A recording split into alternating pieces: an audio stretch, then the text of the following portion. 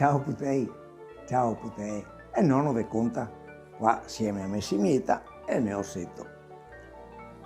La fiaba di Ancuo si chiama Il contadino e la serpe. Era una volta un contadino che andando a spasso per i suoi campi, intanto che si sbassava per guardare bene i radicchi della vide, e ha visto una bissa. Faceva tanto freddo, anche se non era neve, a terra era tutta giassata e la bissa era completamente rigida e pulita. «Oh, poveretta!»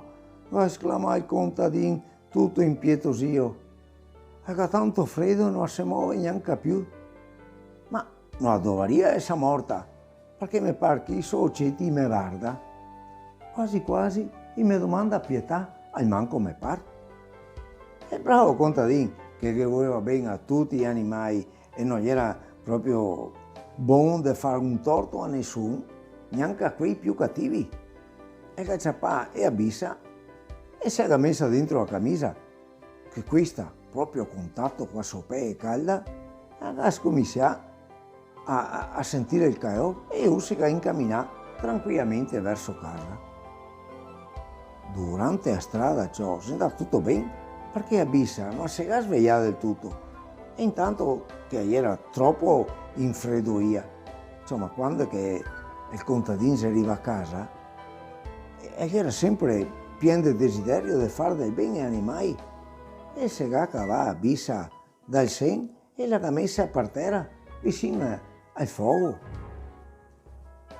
Appena che la bissa ha sentito il caldo del fuoco, siccome che era già un po' sveglia, intanto che era in seno il contadino, ma si era svegliata del tutto.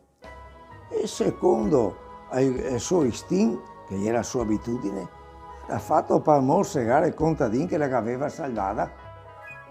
Ciò quando questo ha visto la lingua biforcuta, si era accorto che la bissa voleva morsegarlo e ha capito che si trattava di una vipera velenosa, e subito ha acciappato un manarin e ha detto: «Ah, bestiona, bestiaccia, se questa ricompensa per il ben che ti ho fatto per averti salvato la vita». E così dicendo, gli ha menato un gran colpo di manarin e gli ha tagliato netto a testa la vipera. «Ah, se è proprio vero», ha detto amaramente però il contadino, perché tutte le bestie io gli voleva bene. Che a fare del bene ai cattivi e ai ingrati non si guadagna proprio niente.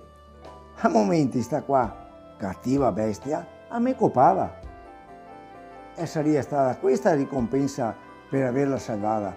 Ah, che bella riconoscenza! Ciao putei, alla prossima!